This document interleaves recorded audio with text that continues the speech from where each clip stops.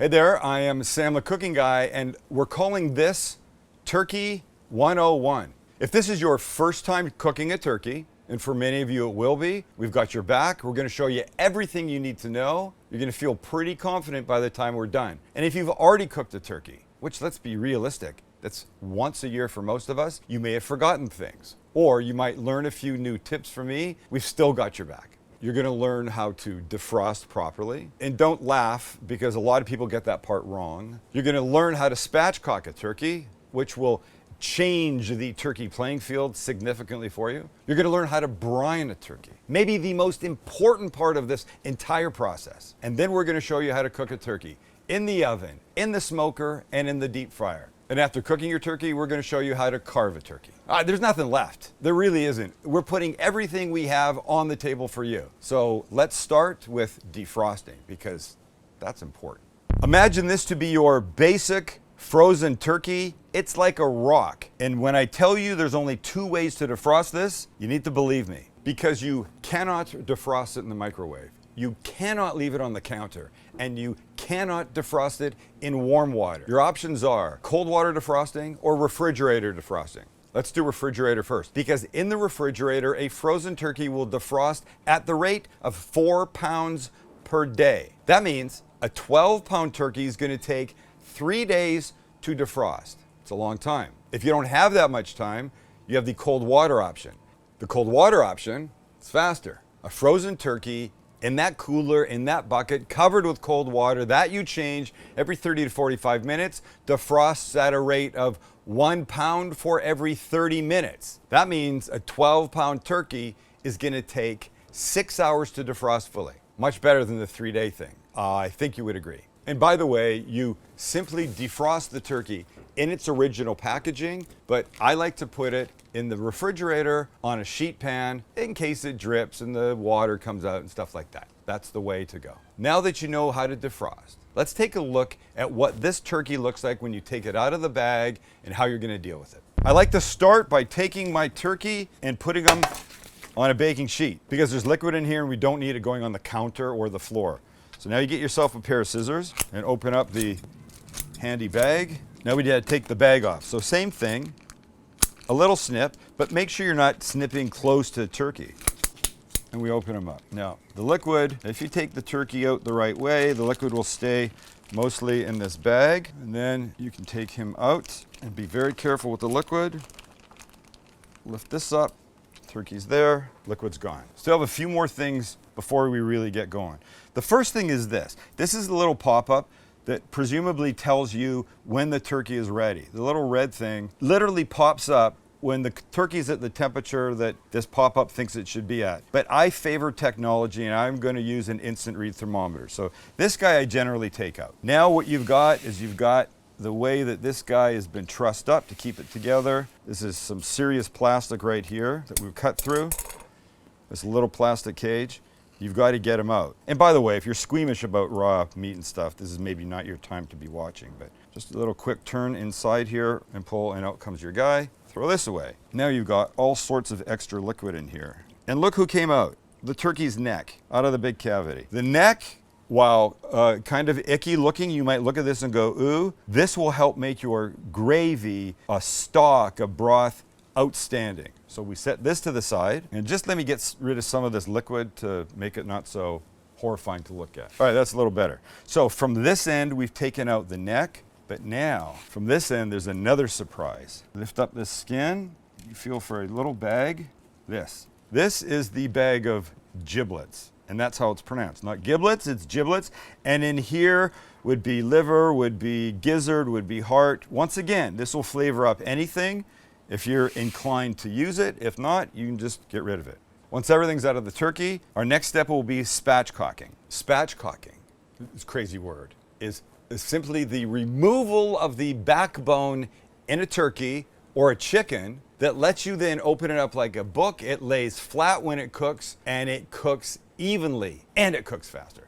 It's like the greatest thing ever. Let me show you how to do this. I'm going to begin by putting down a couple paper towels, then taking the turkey and putting him breast side down, just like that. Here's what I do. I start by removing this crazy piece back here. It's often referred to as the parson's nose, sometimes called the Pope's nose.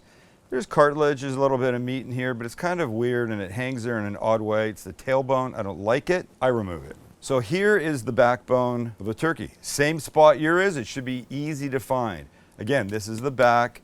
The breasts are face down right now. So now what I'm going to do is I'm going to take a pair of good kitchen shears and I'm going to cut on either side of this backbone. So now this part you're going to hear crunching because you're cutting through bone. You're going to cut all the way up this side, then cut all the way down that side. Your other option, should you find this doesn't work for you, is to use a small serrated knife like this. I'll continue here and here. We'll make this quick because I know not everybody likes this part. We're free. Ladies and gentlemen, a backbone. I know it's a bit graphic, but once again, this is going to help make a stock, a soup, a gravy outstanding. But let's look at what we've got. We've got a bunch of liquid in here that I want to get rid of. Now, right here, up by the wings, this little middle section, I'm going to take this little knife and make a little cut. And this is going to help open this guy up. So we turn him over, and now we want to open him up like a book. You start to spread here.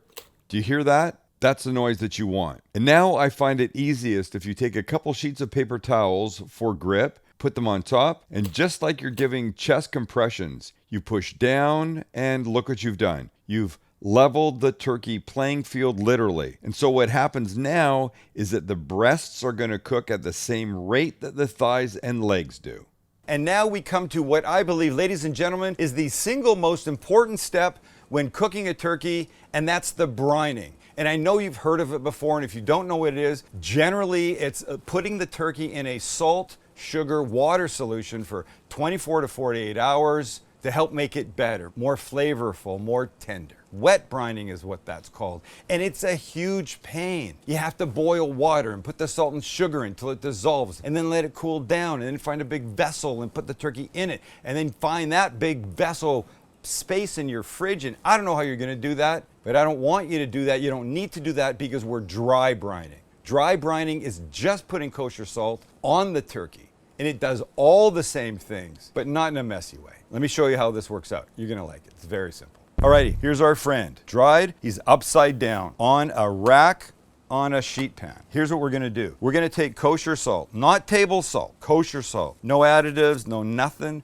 Coarser grain, it's better. We're going to put this salt on this turkey at a ratio of 1 tablespoon for every 4 pounds of turkey. So this whole turkey is going to get about 3 tablespoons of this. So we'll put some on the back, of course. We'll reserve most of it for the front. So just sprinkle liberally. And then we're going to turn them over and continue with the salting. And make sure you get all underneath. Do the breasts well, the thighs, the legs, top, bottom, inside. I'd say outside, but I guess this is the outside. And when you're done, this goes in your refrigerator uncovered for 24 to 48 hours. I'm suggesting 48. I think it just makes it better. Flavorful, tender, juicy. It's the best thing. But remember what we talked about. We talked about the defrosting and how long that takes. And then you've got now to take into consideration how long the brining will be. So let's do some math in our heads. Let's say Thanksgiving is Thursday. You ideally want this turkey in your refrigerator, dry brining, no later than Wednesday. That means you have to calculate your defrosting time leading up to that. But know this, once defrosted, a turkey is fine in your refrigerator for 4 days.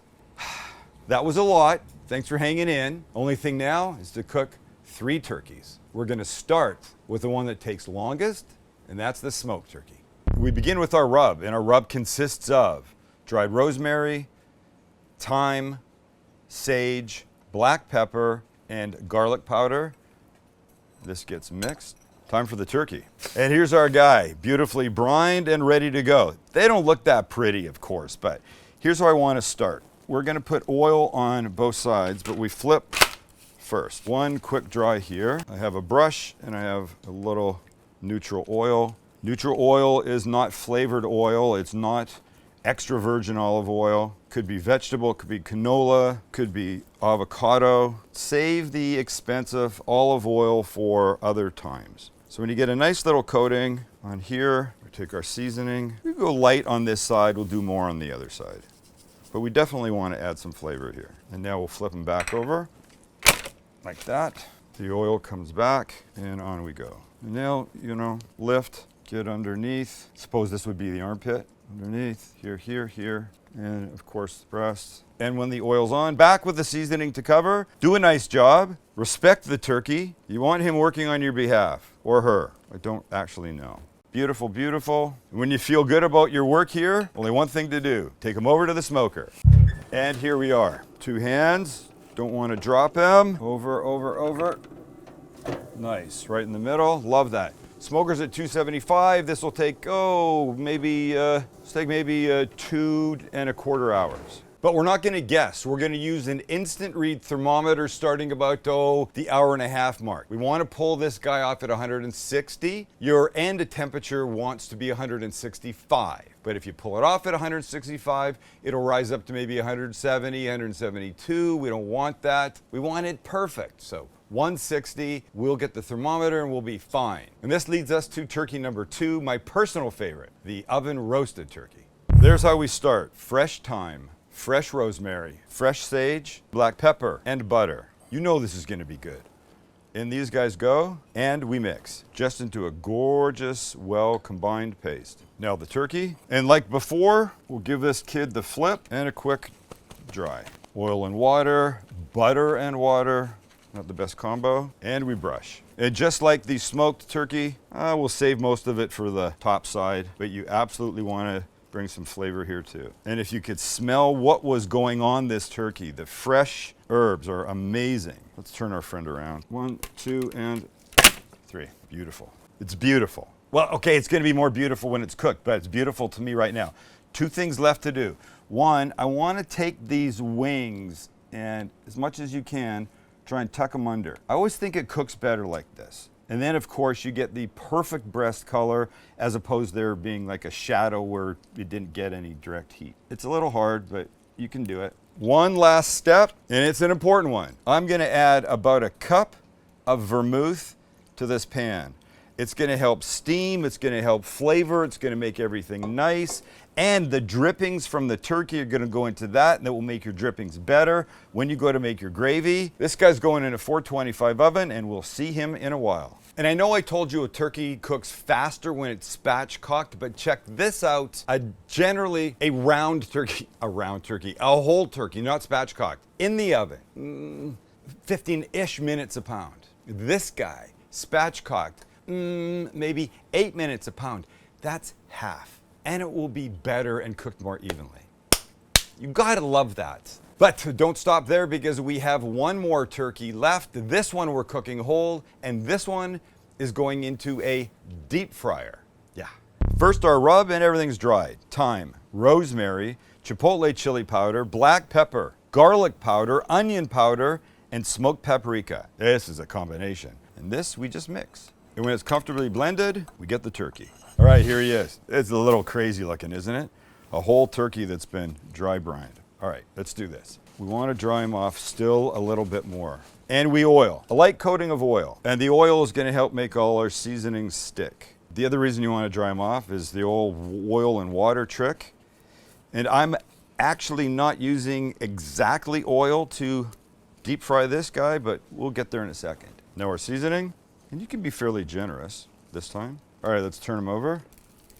Nice. And we'll dry this guy too. Oil again. Here's that backbone that we took out of the other 2, and the seasoning. I don't want to put him in the basket like this. I want him to cook more like that. So to do that, I'm going to take a piece of string and go underneath here and underneath here, around the wing tips once, like so, like here, and the same thing on this side.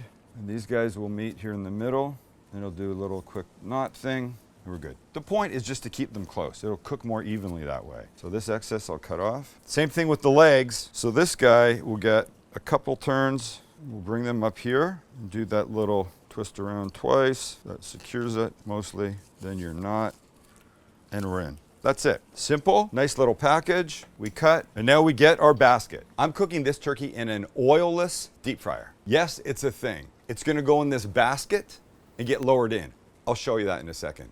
But what is important for those of you that have an oil deep fryer, there's a classic mistake that is often made, and I want to help you not make that mistake. And it's about oil displacement when it comes to putting the turkey in. Look, maybe you've seen these examples. Somebody puts a turkey in, the oil goes over the top, it hits that live flame, and then they set their house on fire. We don't want that. I don't want that for you, and I know you don't want that. So let me show you what you need to do. The problem is, let's say this glass is your deep fryer and it's filled with hot oil, 350, 75 degrees. Now, this lemon will represent our turkey. People often eyeball the level of the oil, and I think you know where this is going. And then, when they're ready to cook, watch what happens.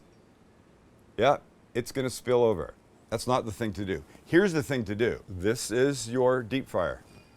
Put your turkey in. Put water in up to the level that it needs to be. Well, this is not supposed to be floating, but that's fine, right? Take it out, mark it. That's the spot that your oil should be put into. Then when you go to do it properly, you know it's not gonna overflow. It's perfect. We've got your back.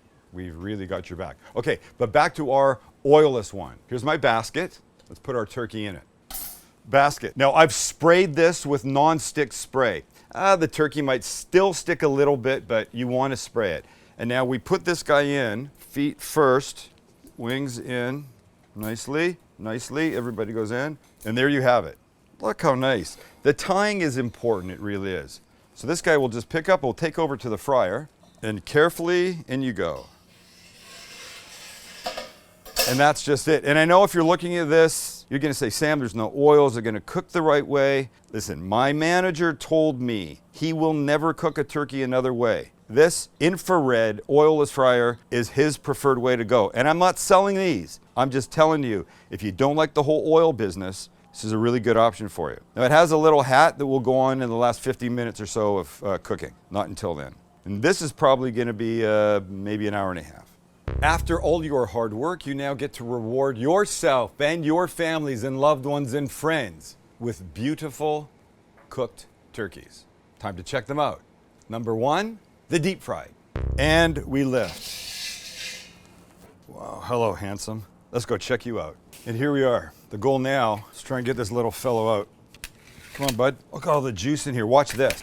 And now we'll take our buddy here and put him right on there. Oh, come on. Come on, come on, come on. Everybody come on. So the proper move would be to, cut this string, separate these guys. You got legs, and let it rest for a little bit, but I can't. So I'm just gonna come right in here. And look, can you see how nice this is? Oh, come on. Juicy turkey. Crispy skin. That's what this oilless deep fryer does, to get you this nice skin. That's what a oil fryer does, get you that nice skin. The seasoning on this is fantastic. Happy Thanksgiving to me. But wait, don't stop there. We have another one. And number two, the smoked. Look at this. I still hear sizzling. I hear sizzling and grinding from some contractors. Wow, that could not be any prettier, could it? So let's take them off. Big spatula under here. I've got a cutting board. Nobody fall apart on me now. Come on, guys. Come on, buddy. Come on. Work with me. Hello, hello, hello from, oh, there you go, there you go. Ladies and gentlemen, turkey success. Well, let's go find out.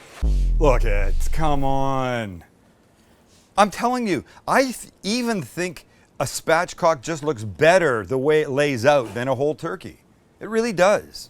I don't care what anybody says, that's my opinion. And I want a little piece. Oh gosh, gosh, gosh, gosh, gosh. Now that I've done that, I'm gonna go right here. Just have a little bit of thigh, okay? You can do, because you can, No, wait, before anybody says anything, this is not pink because it's uncooked. This is pink because of the smoke. This thigh was 173 degrees. That was about 162. So check this out. That's a legit smoke ring, folks. And this is a legit bite. Holy crap. To the sound of the contractors hammering next door. You know what I failed to tell you, and maybe you noticed. There was no salt in anything that we put on this turkey other than the brine. There was no salt in any of the rubs because we salted it for the brining, and it's perfection. I'm just gonna tell you this. This is my favorite of the two so far. We'll find out when the oven roasted comes because normally that is my fave. It's got the butter on it and the fresh herbs and stuff, but dang, one more to go. And the last one. Are you ready for this? Because I don't know if you guys are. Ready for the most beautiful turkey ever? Three, 2, and 1. Oh, snap. Look at that. So now you see this. You see all this liquid? This is what you're gonna make your gravy out of. You're gonna pour all this into a measuring glass. The fat will come to the top. You'll spoon off the fat, and then you'll use that as the base of your gravy, and it'll be outstanding. And don't forget, it's been flavored with vermouth, as is the turkey. So let's take him off now. And this is the guy that we're gonna carve. Please don't drop me. Oh, look, see this? Wow.